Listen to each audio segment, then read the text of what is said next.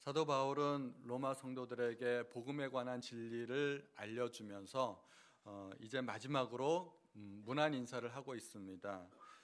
본문에는 여러 사람들의 이름들이 언급되고 있습니다. 구체적으로 언급된 이름만 27사람입니다.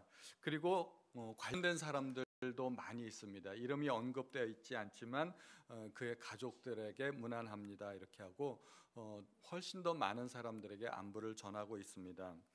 이 이름들을 한번 살펴봤으면 좋겠습니다. 가장 먼저 언급한 사람이 1절의 베베입니다. 이 베베는 로마서를 전달했던 사람입니다. 사도 바울의 부탁으로 고린도에서 로마서를 가지고 로마까지 가서 성도들에게 전달할 뿐만이 아니라 이 말씀을 좀 이렇게 설명을 해줬겠죠. 교리적인 내용이 있기 때문에 자세하게 풀어서 설명을 해줘야 됐을 겁니다. 그만큼 베베는 실력 있는 집사였습니다. 겐그리아 교회 여집사로 소개되고 있는데, 겐그리아는 고린도 남동쪽에 있는 항구 도시였습니다. 바울이 고린도에서 사역할 때 복음이 전파되면서 세워진 교회가 겐그레아 교회이고, 베베는 그 교회에서 중요한 일꾼으로 역할을 했던 사람으로 보입니다. 개정 성경을 보면은 베베를 여러 사람과 나의 보호자가 되었다고 그렇게 이야기하고 있습니다. 베베는 아무래도 재정적으로 넉넉한 사람이었던 것 같고 바울 일행의 경제적인 후원자가 되었던 사람인 것 같습니다. 3절에 두 번째로 소개된 사람이 브리스가와 아굴라입니다. 브리스길라로도 알려져 있죠. 그들은 원래 로마에 살았지만 글라우디오 황제의 유대인 추방령에 의해서 로마에서 추방됩니다. 그리고 고린도에 오면서 바울 일행을 만나서 복음을 듣고 영접해서 회심한 사람들입니다. 그들은 회심했을 뿐만 아니라 바울의 동역자로 표현이 되고 있는데, 그들은 바울의 동역자가 되어 함께 일하는 복음 전도자가 되었었습니다. 그들은 사도나 사실은 복음 전도자로 부르심을 받은 것은 아니지만 그럼에도 불구하고 바울의 동역자가 되어서 하나님 나라를 세우는 일꾼들이 되었습니다.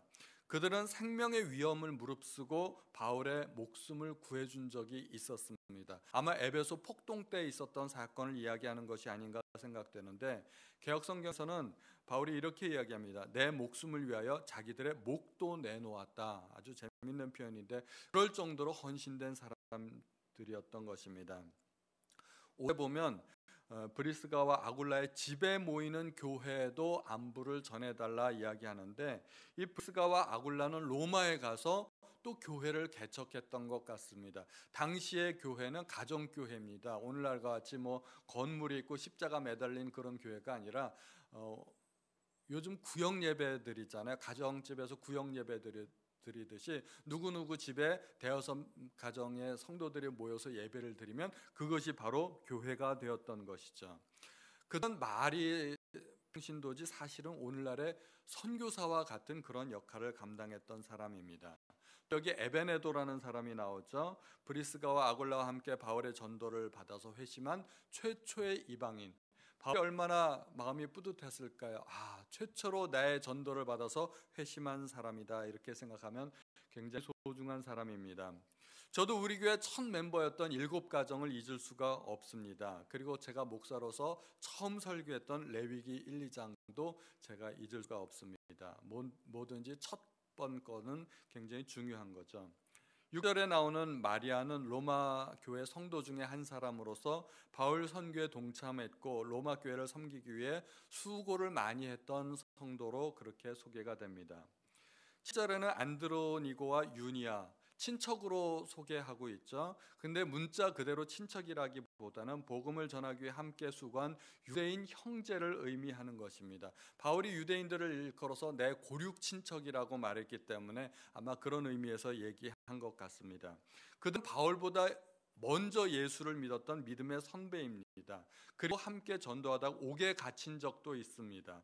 함께 복음을 전하다가 옥에 갇혔다. 얼마나 동료애가 깊을까요? 그런 온갖 고난을 함께 받았다면 굉장히 큰 동지의식이 아마 있었을 것입니다.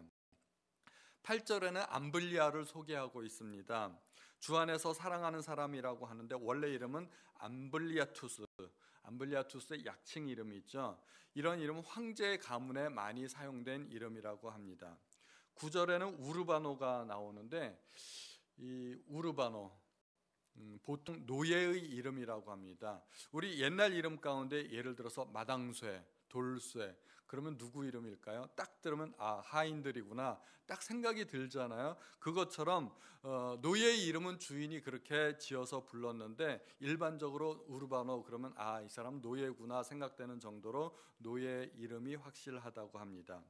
이 스타구라는 사람은 로마 귀족들에게서 많이 나타나는 이름이라고 합니다. 이 사람 역시 황제 가문에 속한 사람이 아닐까 그렇게 추측이 됩니다. 10절에 나오는 아벨레, 로마 유대인들 사이에 흔한 이름이고 교회에서 많은 봉사를 통해 인정을 받은 사람으로 알려졌습니다. 아리스토블로, 이 사람은 좀 유명한 사람인데 헤롯 왕의 손자입니다. 또 아그리빠의 형제이기도 했습니다. 이 사람은 회심한 기독교인이 아니었습니다. 그렇지만 그가 죽은 후에 그의 가족과 노예들의 일부가 회심해서 성도가 되었다고 전해집니다. 11절에 나오는 헤로디온, 헤롯과 관련이 있을 것 같죠. 역시 친척으로 표현하고 있는데 동족 이스라엘 사람일 것이고 또 헤롯 가게에 속한 유대계 그리스도인으로 알려져 있습니다. 10절에 나오는 나키수스라고 하는데 클라우디우스 황제 치하에서 권력을 휘둘렀던 권모술수에 능하고 극악무도한 사람이라고 합니다. 이 사람은 개종하지 않았습니다. 그렇지만 그의 가족과 노예 일부가 나중에 그리스도인이 된 것이죠. 칼빈은 이 사람을 일컬어서 말하기를 하나님의 은혜가 온갖 종류의 사악으로 들끓는 나기수의 집까지 들어간 것은 놀랍고 대단히 경이로운 일이라고 그렇게 말을 했다고 합니다. 12절에 나오는 드루베나와 드루보사, 얼핏 들기에 같은 집안 사람인 것 같죠. 귀족 출신의 자매 그리스도인들입니다. 그리고 같은 절에 나오는 버시는 헬라어로는 페르시다이고 또 페르시아 여인이라는 뜻이 있습니다. 그리고 대부분의 주석가들은 그녀를 페르시아 출신의 해방된 여종으로 그렇게 소개를 합니다. 13절에 또 중요한 사람이 나옵니다. 루포는 구레네 사람 시몬의 아들입니다.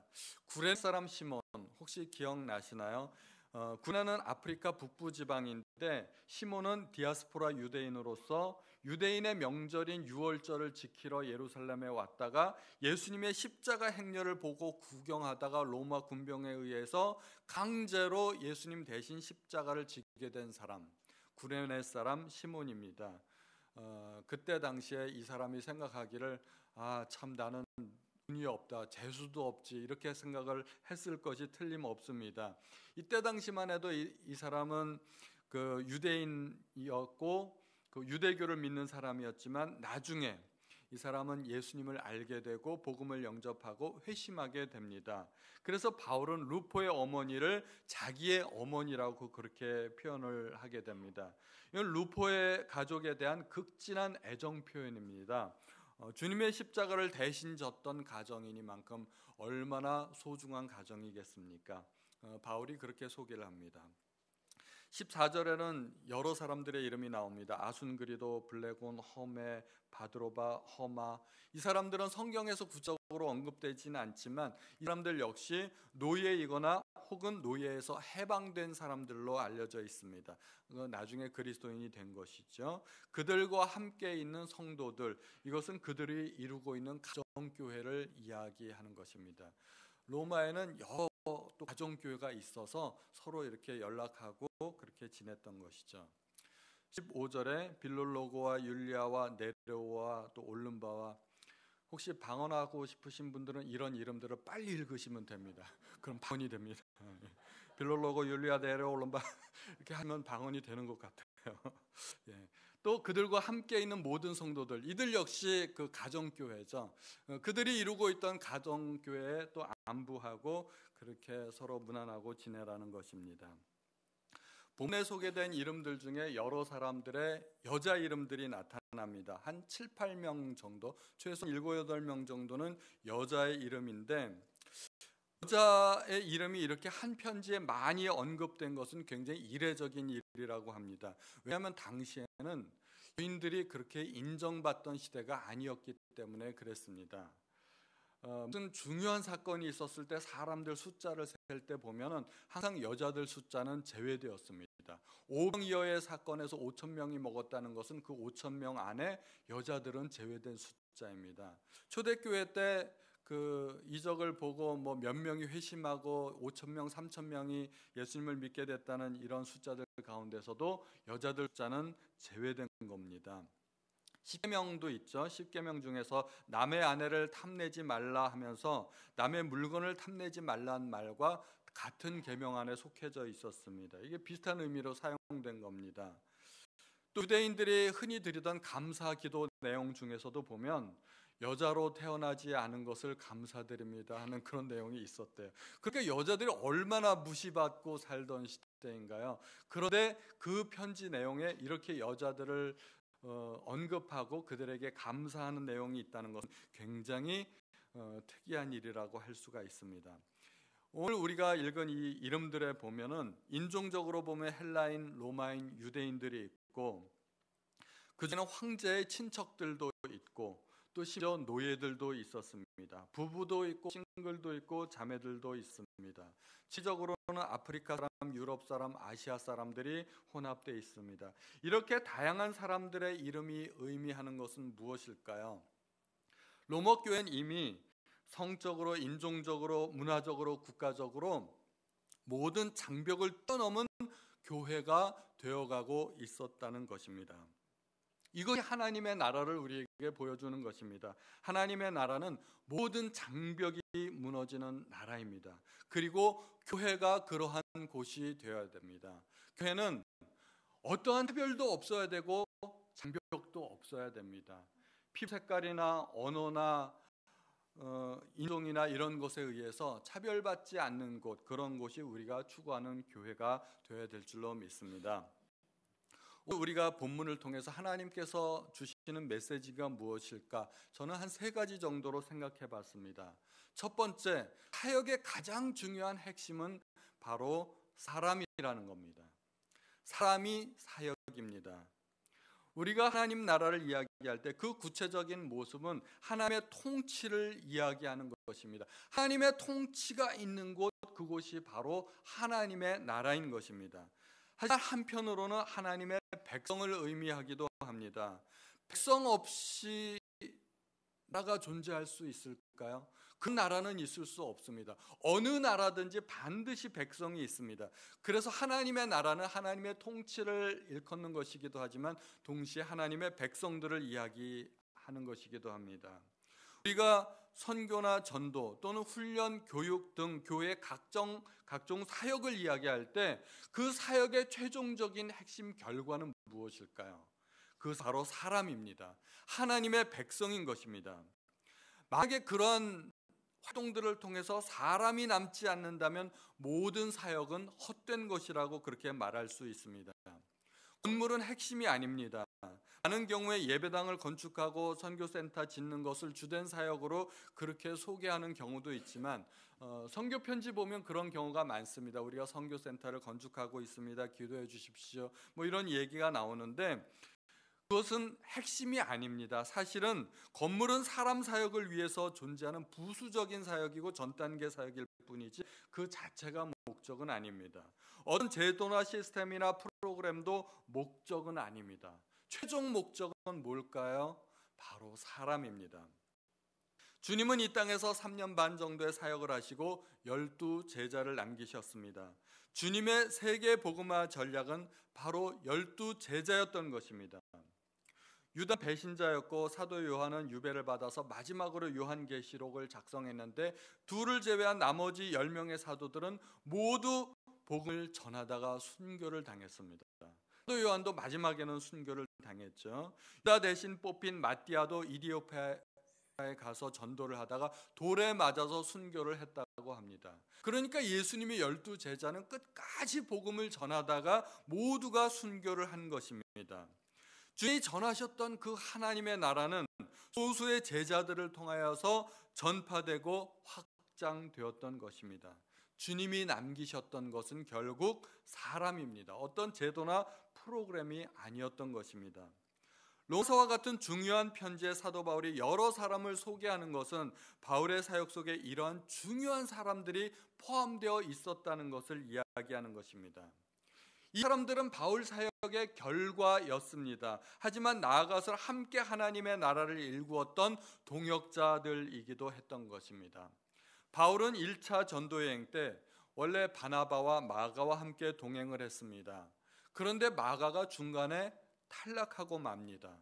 그래서 두 번째 여행을 계획하면서 마가를 데리고 가느냐 마느냐 이 문제로 바나바와 의견 충돌을 빚게 됩니다. 옥신각신하다가 바울은 도저히 마가와는 동행할 수 없다고 해서 바나바와 심히 다투고 헤어지게 됩니다. 그 이후에 바울은 전도 여행을 통해서 많은 교회들을 세우고 많은 동역자들을 세우게 됩니다. 그러다가 마지막에 로마 감옥에 투옥되어서 마지막 순교를 기다리면서 디모데 후서를 작성하게 됩니다. 디모데 후서는 바울의 유언과도 같은 편지입니다. 그런데 디모데 후서에서 놀라운 이야기를 하게 됩니다. 마가를 데리고 오라는 겁니다. 마가 자기 일에 유익하다는 겁니다. 함께 일할 수 없는 사람이었었는데 유익한 사람으로 바뀐 겁니다. 중간 어떤 변화가 있었을까요? 첫째로는 마가가 바뀌었을 겁니다. 많은 바나바와 함께 있었습니다. 사람을 소중히 여기는 바나바 밑에서 마가는 소중한 일꾼으로 그렇게 변화했을 것이고 성장했을 것입니다. 그런데 우리가 또 잊지 말아야 될 것은 마가만 바뀌었을까요? 바울도 바뀌었을 겁니다. 틀림없이 바울이 바뀌었을 겁니다. 오직 사역을 위해서 앞만 보고 불도저같이 전진했던 바울도 이제 로마서를 보면 여러 사람을 돌이켜볼 수 있는 여유도 생겼고 한 사람 한 사람을 소중히 여기게 되는 것입니다. 저는 우리 교회의 사명 중에 가장 중요한 것 중에 하나가 교육이라고 생각합니다. 그리고 일꾼을 키워내는 것이라고 생각을 합니다. 저는 우리 교회가 하나님이 기뻐하시는 교회가 되려면 일꾼을 길러내야 된다고 생각합니다. 우리 송도 좋은 교회에서 대한민국의 미래를 짊어질 일꾼들이 나왔으면 좋겠습니다. 훌륭한 목사님도 나오고 선교사님도 나오고 장로님도 나오고 전도사님도 배출해야 됩니다. 위대한 정치인들도 나와야 되고 재벌, 학자, 발명가들 여러 인재들이 우리 교회에서 나왔으면 좋겠습니다. 우리 교회에서 올해 한 해 가장 뜻깊은 일 중에 하나는 우리 교회에서 1호 전도사님을 배출했다는 것입니다. 박규 형제가 간사로서 일하다가 이제 드디어 정식으로 주일학교에서 전임 교육자로 일하면서 교육 전도사가 된 겁니다. 지금 아마 주일학교에서 아마 하나님의 말씀을 전하고 있을 것입니다. 예, 박규 전도사님은 순수하게 메이드 인 송도 좋은 교회입니다. 예, 왜 영입이 아니라 청년 시절부터 우리 교회에서 이렇게 함께 청년들과 신앙생활하고 그러다가 이제 전도사님이 되었습니다. 전에는 상규야 상규하고 불렀는데 이제 전도사님이 됐으니까 호칭도 바뀌어야 되겠죠. 그래서 제가 이제는 상규야 하고 부르면 안 됩니다. 그래서 다르게 부르려고 그럽니다. 이제는 전도사님아 하고 부르려고요. 이제 호칭도 바뀌어야 되겠죠. 두 번째, 오늘 본문이 우리에게 주시는 메시지는 관계입니다. 관계가 중요하다는 것입니다. 신앙은 만남 속에서 성장하게 됩니다. 바울이 로마 교회 여러 성도들을 문할 것을 부탁한 것은 단지 인사 차원에서 그렇게 한 것이 아닙니다. 인사한 것이 아니라 그들은 서로 관계를 맺고 협력하는 가운데 서로 간의 신앙이 성숙할 수 있다는 것을 바울이 알았기 때문입니다. 설교 듣고 신앙이 성숙하는 게 아닙니다. 제가 처음에 목사 안수를 받게 되었을 때 목사로서 나의 사명은 무엇일까? 내가 가장 중요한 일을 한다면 무엇일까? 생각했을 때 저는 첫 번째로 설교를 꼽았습니다. 그래서 제가 열심히 설교를 준비하면 그 설교를 통해서 성도님들이 은혜를 받고 은혜 받으면 성도들의 삶이 바뀔 거라고 생각을 했습니다. 제가 설교를 하는 것 가운데 그래도 가끔은 은혜가 되는 게 있죠? 아니 말고요. 아니 말고. 제가 그렇게 생각을 했었는데 시간이 지나면서 알게 된 것은 그것은 저 혼자만의 착각이라는 겁니다. 성도님들이 설교 듣고 은혜까지는 받을지 모르지만 가지고 삶이 바뀌는 것은 아니라는 것입니다. 보니까 설교하는 나도 안 바뀌는데 설교 듣는 성도들이 바뀌겠어요? 이거는 있을 수 없는 일이라는 결론을 내리게 됐어요. 설교 듣고 그것 때문에 사람이 바뀌는 건 아닙니다. 그러므로 주일 예배 참석해서 설교만 듣고 가는 성도님들은 신앙이 자라기 힘들다는 겁니다. 요즘 성도님들은 대단히 개인적이더라고요. 그래서 남의 일에 간섭하는 것도 좋아하지 않고 남에게 간섭받는 것도 좋아하지 않고 간섭하거나 받거나 별로 좋아하지 않습니다. 그런 분들이 큰 교회 가서 조용히 나 홀로 예배드리고 조용히 돌아오는 그런 분들이 많습니다. 그래서 대형 교회를 찾는 이유 중에 하나가 그런 것이 있습니다. 그런데 문제가 있죠. 그런 분들이 교회에 어쩌다 결석을 하게 되면 아무도 모른다는 겁니다. 신앙에 문제가 있어서 누구 하나 상담해 주고 싶어도 상담해 줄 사람이 없다는 겁니다. 하는 사람도 없기 때문에 주일 예배만 드리는 분들의 경우 대개의 경우는 아무리 오래 신앙생활을 해도 그런 분들은 신앙이 성숙하지 않습니다. 자라질 않습니다. 신앙은 관계 속에서만 성숙하기 때문입니다. 누군가의 돌봄을 받아야 됩니다. 개인적인 돌봄을 받아야 되고 또 누군가에게 사랑을 베풀 수 있는 그런 관계가 있어야 신앙이 성숙합니다. 누군가 사랑하다 보면 희생하게 되고 헌신하게 되고 그러다가 주님의 사랑도 깨닫게 되고 이런 관계 속에서 신앙이 성숙하게 되는 것입니다. 우리 몸을 이루고 있는 기본적인 단위는 세포입니다.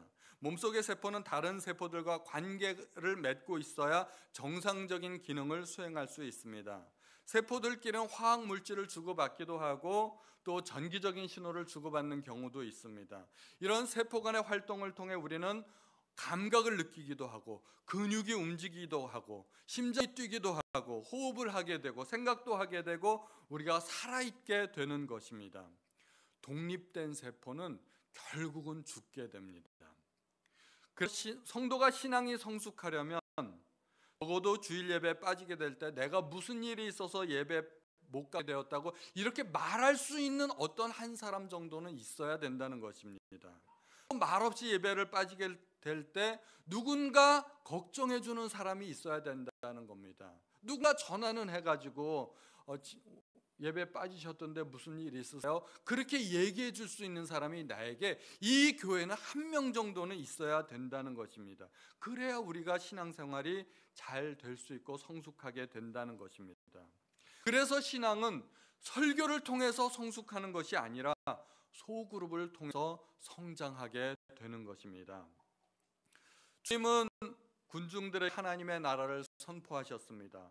그래 병도 고치셨습니다. 귀신도 내어 쫓으셨습니다. 여러 가지 놀라운 일들을 베푸셨습니다. 그런데 주님이 한번 어려운 설교를 하셨습니다. 내 살을 먹어라, 내 피를 마셔라. 그랬더니 사람들의 반응이 확 달라졌어요. 이 설교는 어렵도다. 이 말씀은 어렵도다. 누가 들을 수 있겠는가? 저가 능히 자기 살을 주어서 먹게 할 수 있겠는가? 그러면서 많은 사람들이 떠나갔습니다. 군중들의 대부분이 떠나갔습니다. 그 군중들은 주님과 개인적인 관계가 없었던 것이죠. 주님의 설교를 들었습니다. 기적도 경험했습니다. 그런데 한번 어려운 설교가 나오니까 다 떠나가는 겁니다. 주님과 개인적인 관계가 없었기 때문에 그들의 신앙은 깊은 뿌리 깊이 박힌 그런 신앙이 아니었던 것입니다. 자들은 어떻습니까? 주님과 함께 먹고 마시고 자면서 주님과 함께 동고동락하면서 함께 지내었던 사람들입니다. 그런 예수님 앞에 개인적으로 신앙 고백을 했던 사람들입니다. 결국 그들만 남았습니다. 주님의 최종 목표는 바로 제자들이었던 것입니다.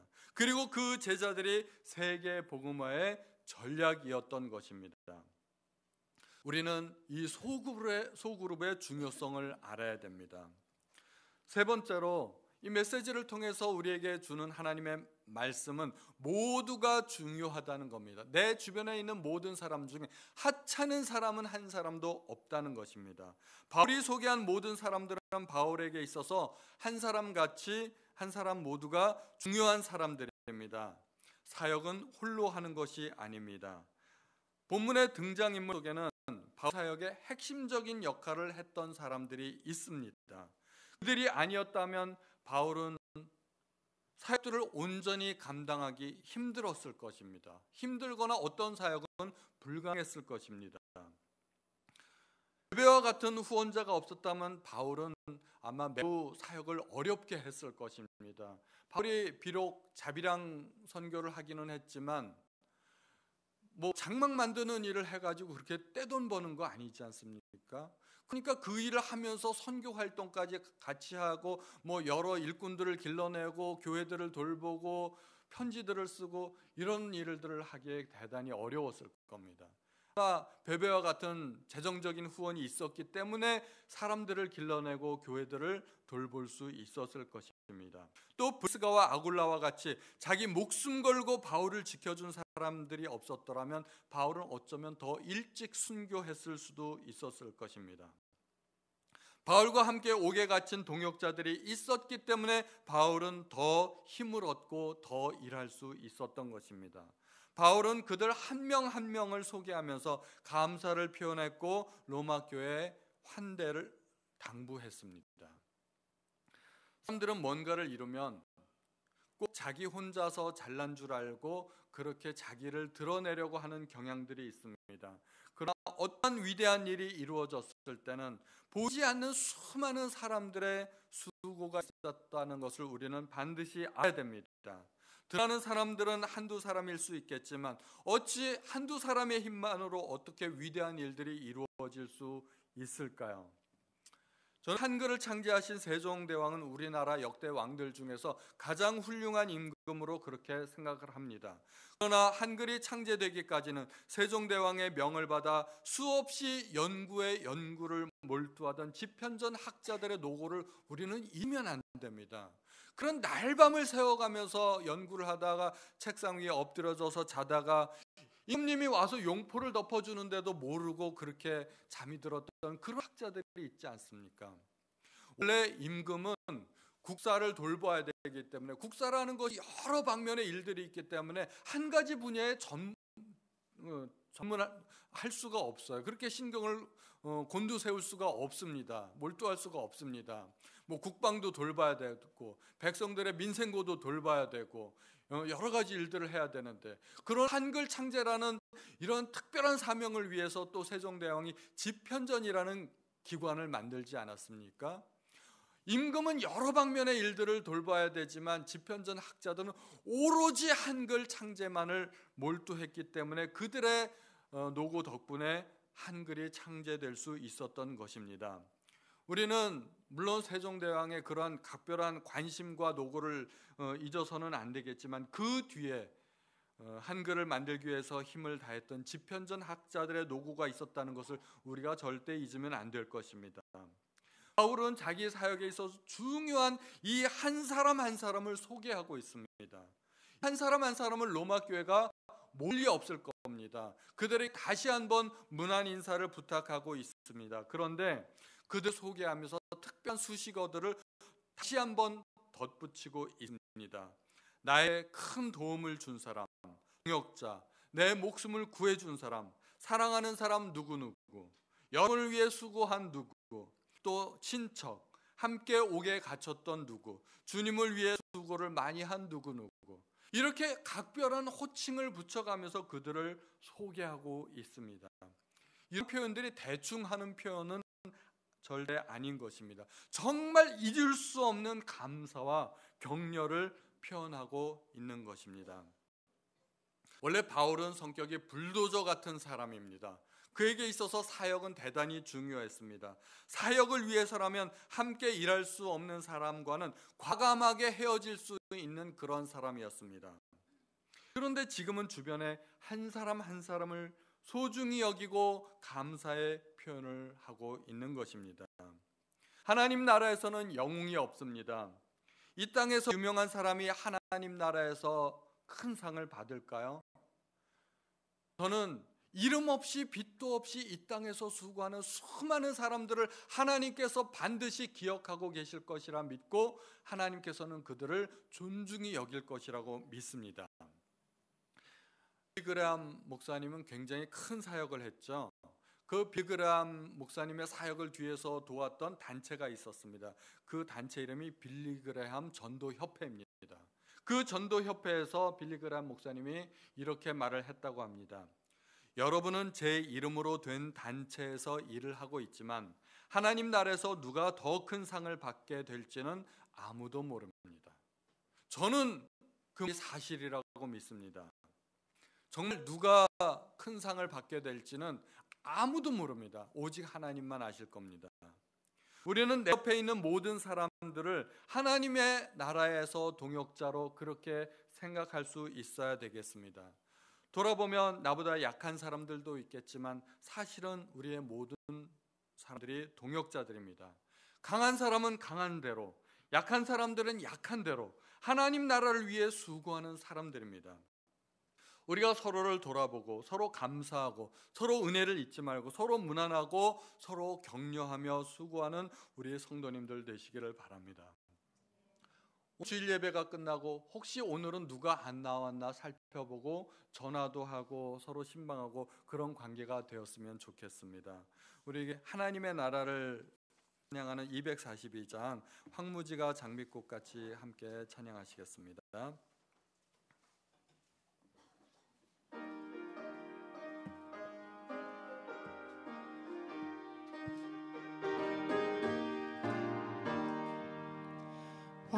황무지가 장미꽃같이 피는 것을 볼 때에 구속함에 노래 부르며 거룩한 길 다니리. 거기 거룩한 그 길에 검은 구름 없으니 낮과 같이 맑고 밝은 거룩한 길 다니리. 하나님의 아름다움과 그의 영광 볼 때에 모든 괴로움 잊어버리고 거룩한 길 다니리. 거기 거룩한 그 길에 검은 구름 없으니 낮과 같이 맑고 밝은 거룩한 길 다니리. 마른 땅에 샘물 터지고 사막에 물 흐를 때 기쁨으로 찬송 부르며 거룩한 길 다니리. 거기 거룩한 그 길에 검은 구름 없으니 낮과 같이 맑고 밝은 거룩한 길 다니리. 거기 약한 짐승 없으니 두려울 것 없겠네. 평안함과 즐거움으로 거룩한 길 다니리. 거기 거룩한 그 길에 검은 구름 없으니 낮과 같이 맑고 밝은 거룩한 길 다니리. 거기 죄인 전혀 없으니 거룩한 자뿐이라. 주님 주신 면류관 쓰고 거룩한 길 다니리.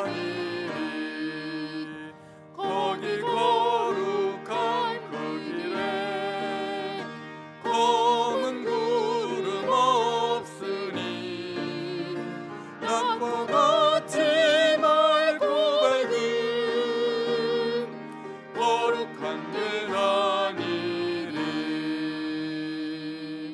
아멘. 이제 바로 성찬 예식을 거행하겠습니다.